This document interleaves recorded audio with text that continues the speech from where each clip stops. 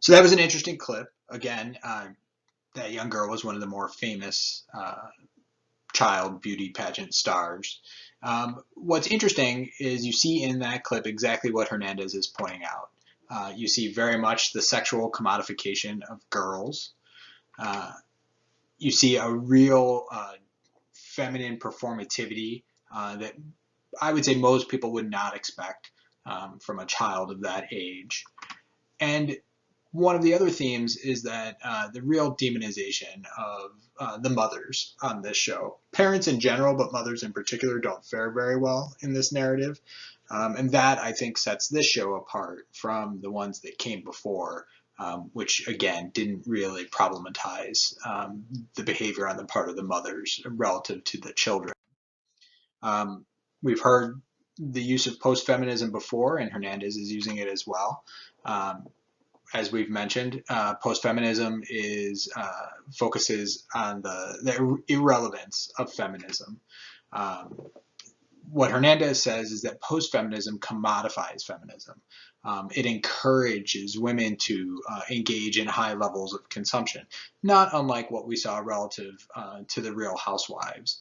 So this kind of post-feminist sensibility really does focus on a commodified sense of feminism. Um, when we say something encourages hyper consumption, hyper obviously means a lot. So it's hard to argue that the young girls and their parents on these shows are not involved in what would be characterized as hyper consumption. The things that they're purchasing to facilitate uh, their their entrance into these pageants is at a level of consumption that is beyond what we would think of as regular or normal. Um, the Hernandez talks about the young girls having the illusion of choice, and that post-feminism uh, also, offers the illusion of choice when there is not as much choice as one might think. So if post-feminism is focused on the ability of women to make their own way, and that the systematic and structural barriers are irrelevant, Hernandez and others would argue that that's an illusion, that those barriers are still there.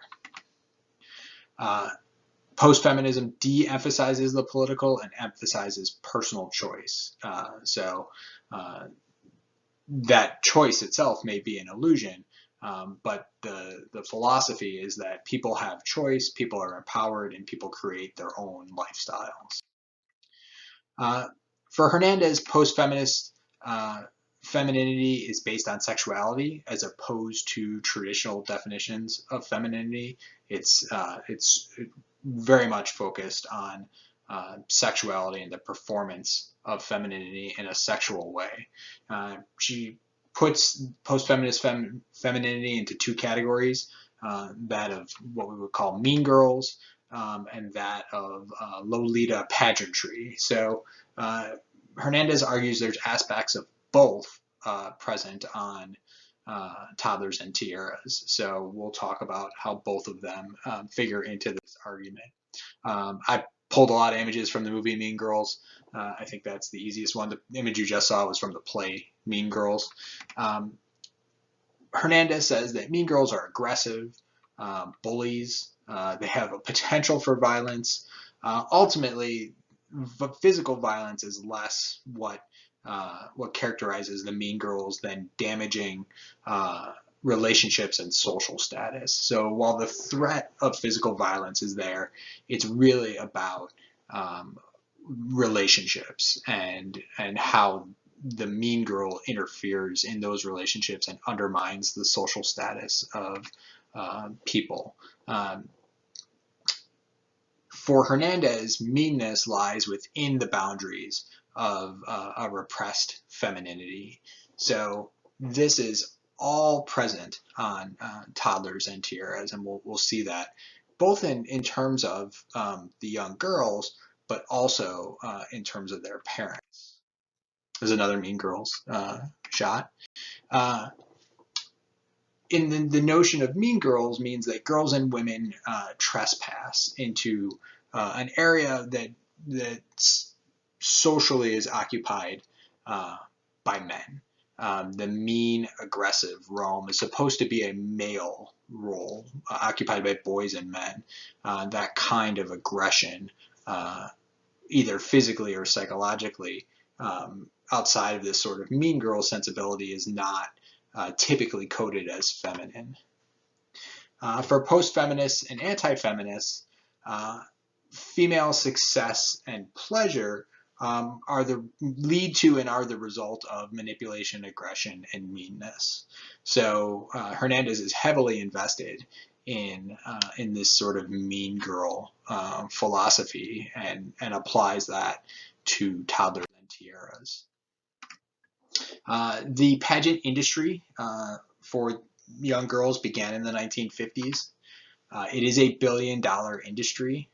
So just like we're talking about reality TV as a billion-dollar industry, there must be something going on there. There must be something to these pageants if this amount of investment, financial investment, is involved. It is very expensive for families. They talk on the show frequently about the usually tens of thousands of dollars they've spent on getting their children into these pageants, whether it's the fees or traveling to these places across the country or buying dresses or getting their hair done. There's a whole support industry that has been created around child pageants. There are consultants, there are coaches, there are dress designers. So there's a lot going on here. There's a lot at stake. Hernandez argues that it's a highly classed activity, that it's inaccessible to working class individuals.